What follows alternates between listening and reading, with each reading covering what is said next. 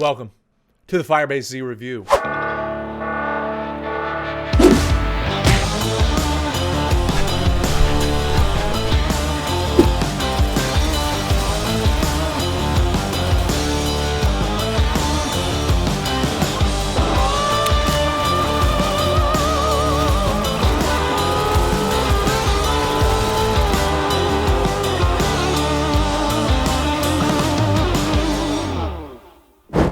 So what I'm going to be doing today is walking you through the brand new, well, not really brand new, but relatively new map from Black Ops Cold War Zombies. Wow. Now for those of you that don't know, I love zombies. It's so much fun, and Call of Duty absolutely killed it this time. It's so much fun. You feel powerful, you are knocking heads together, you're going to quit more than 4 perks. I'll get all into that. We'll start with a quick introduction if you've never played zombies before. So we're going to go over the core gameplay, the perks, the guns, the brand new mini-bosses, the wonder weapon, assault waves, Easter eggs, and a little bit of lore. Now, I'm going to be jumping right in with a quick little introduction if you have never played Call of Duty Zombies before. What's he doing? He's just standing there, menacingly! What is the basis of zombies? Well, if you've never played this game mode, it's basically running away from zombies. Now it's a round-based system, and as the rounds go up, there are more zombies, they have more health, and they get a little bit harder and faster. Basically running and gunning until you can't anymore. There's a bunch of different strategies if you want to try to hold out in a single location, or if you want to try to run around the map in the most popular style in what we call training. With zombies, you buy guns, and you use those guns to kill the zombies. Nice. Straightforward. E plus E equals E. Oh my god! Okay, it's happening! Everybody stay calm! What's the procedure, everyone? What's the procedure? Stay calm!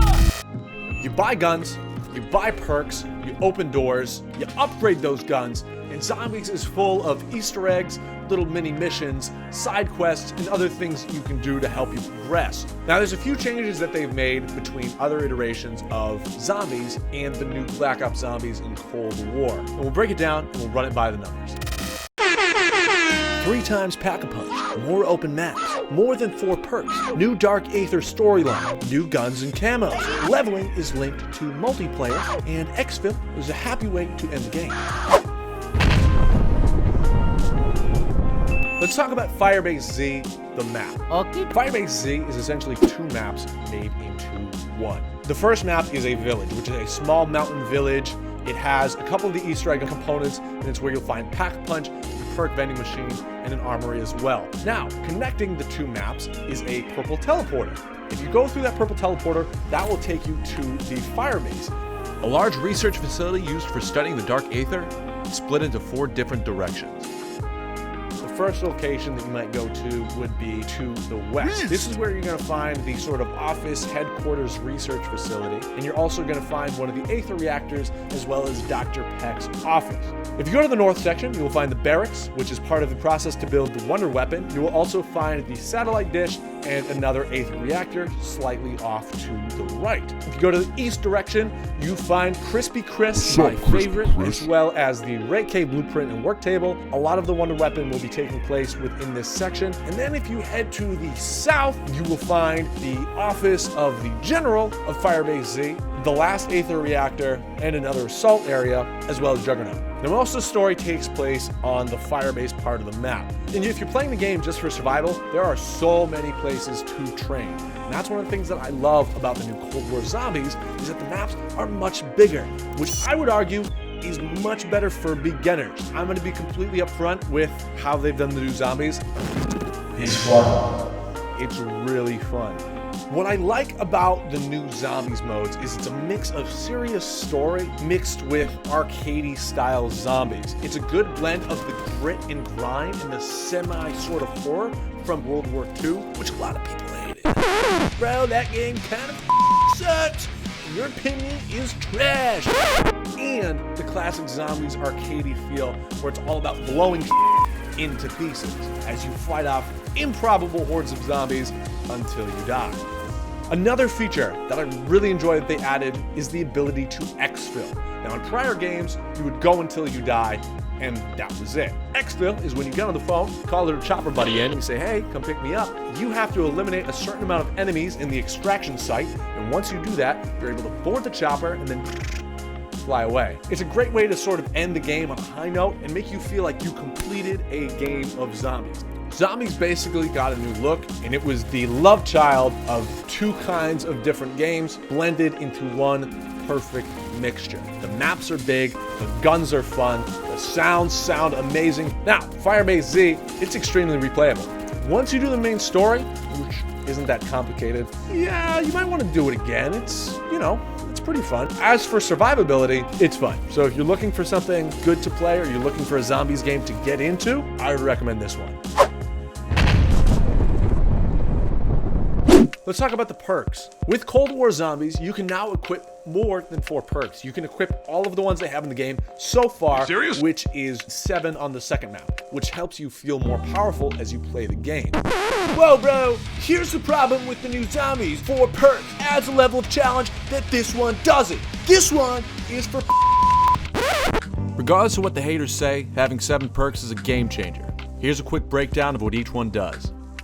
Juggernaut will give you increased health, allowing you to take more hits. Speed Cola will make you reload and swap your weapons faster. Stamina Up is one of my personal favorites. It will allow you to run faster and take 0 fall damage. Quick Revive is probably one of the most underrated perks in the game. It will allow you to not only revive your allies faster, but it will allow you to heal yourself faster. Elemental Pop will apply an ammo mod to your current gun, which will allow you to either deal fire, ice, electric, or brain rot damage. And Deadshot Daiquiri allows for increased headshot damage. The newest perk Tombstone will allow you to revive yourself or pick up your loadout on death, but if you die while you're the spectral version, you lose everything. All in all, the perks are a staple of zombies, and having 7 at once is not only beginner friendly, but also a lot of fun.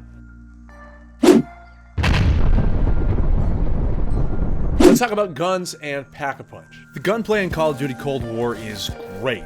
They sound great and they look cool, and while they may not be as accurate or true to the real prototypes as they were in Modern Warfare, each gun has their own pros and cons, and they all feel unique. With the Pack-a-Punch machine, which is normally the biggest upgrade you can get besides your perks, it takes your gun and essentially doubles the damage, makes it a lot stronger, adds an increased rate of fire, it makes it more powerful, it adds another effect, it also adds a wicked cool camo.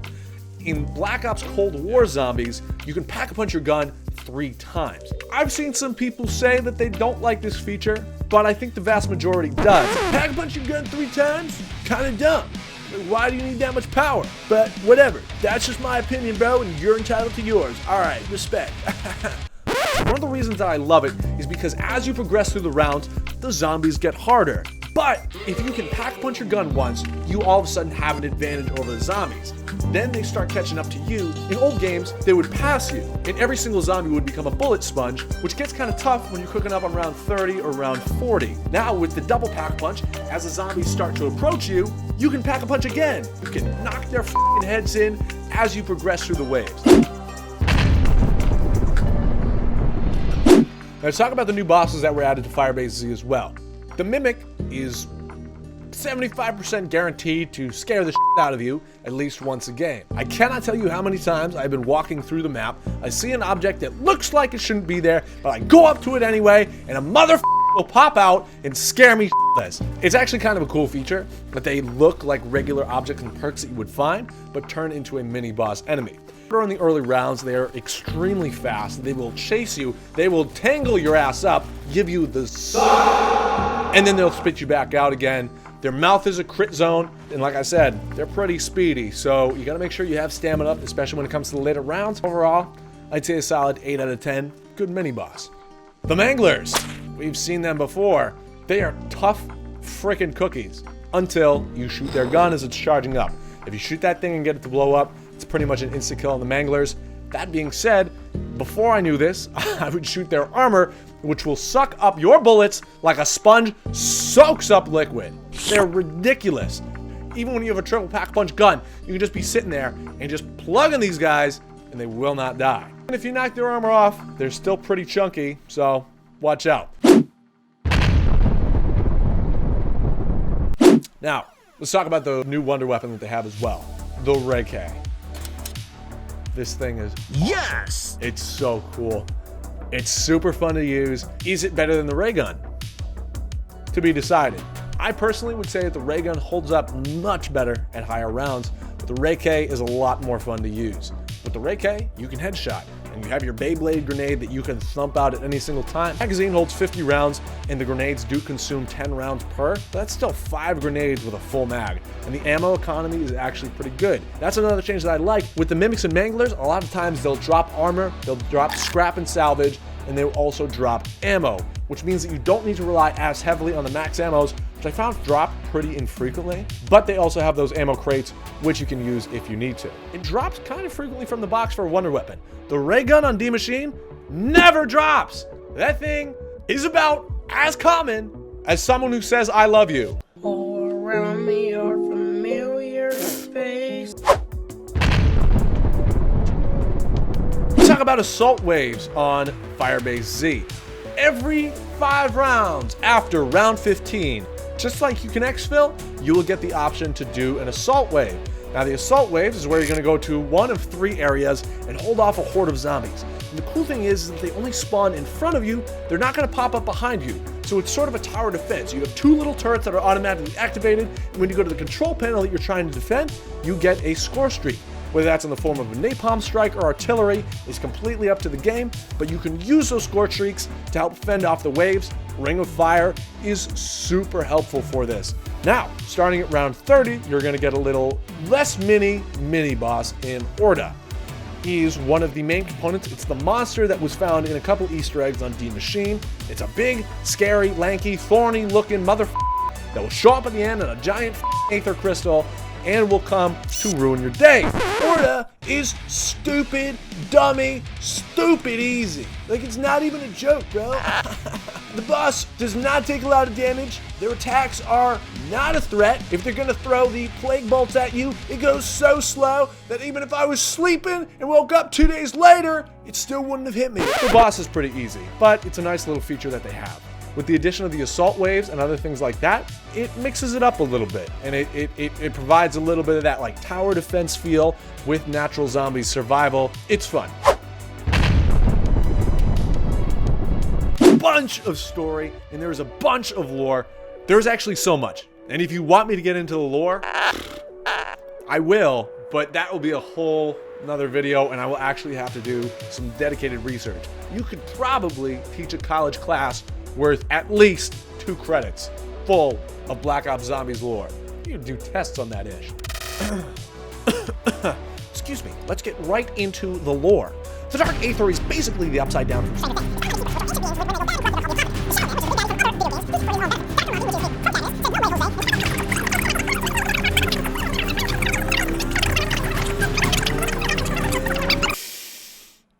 Samantha Max is trapped in the Dark Aether by Dr. Peck. Your mission with Rabinoff is to go and secure Samantha Max's from the Dark Aether, saving her and progressing the story. And that is saying it without too many spoilers. I also forgot to mention that there is Requiem versus Omega. Requiem is the American installation of the Zombies unit, while Omega is the Russian installation. Now basically, this is the US versus... Stop it. Get some help. The main Easter egg is pretty straightforward, and if you guys want a full guide on that, there's a bunch of videos on YouTube, but if you want me to put my own little flavor and twist, I will happily do that. The Zombies experience is fun and rewarding. I would say the replayability for raw survival is very high. I was stuck on D Machine for a very long time, but I still had a great time playing this game. It was a lot of fun, the map was exciting, the main story is fun, but even just surviving as far as you can go, there's a bunch of different strategies you can try. You can level up your guns. Zombies, it's just fun. It takes you actually a while to grind out your loadout, get all of your perks, get your gun up to level 3, get 2 guns up to level 3, but once you do, you can cruise for a little while, and even if you just want to play till round 40, which is a solid hour 15, it's fun. It's fun, and I have a good time. There is no better feeling than turning around, seeing a horde of mother zombies right behind you, taking your gun, lining that up, and mowing them all down. It's awesome. Just want to say thank you very much for watching this video. If you made it all to the end, props to you. Now, we are on the road to subscribers. On the road to 250, that's the goal I set. It's a small channel. I like making these YouTube videos. Hopefully I can make somebody laugh. It's a fun pastime for me, and it's a great way for me to express my creativity. And like I said, hopefully this stupid video will make somebody laugh at some point. And if that happens, my job is done, and it is worth making the video. Don't forget to subscribe, smash the MF like button, leave a comment. It's free. Thank you for being here, and we'll see you next time.